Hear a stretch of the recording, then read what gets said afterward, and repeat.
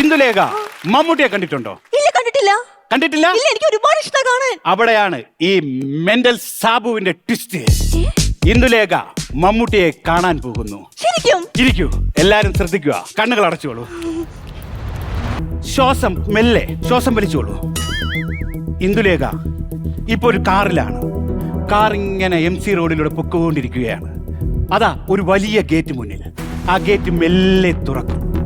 ഇന്ദുലേഖ കാറിൽ നിന്നിറങ്ങി പുറത്തേക്ക് വരുന്നു. അതാ ഫ്രണ്ടിൽ 2 ചെരുപ്പ് കാണാൻ പറ്റുന്നു.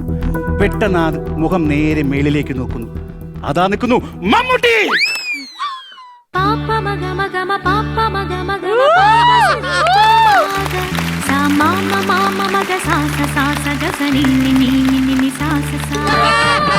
കനകനിലാവേ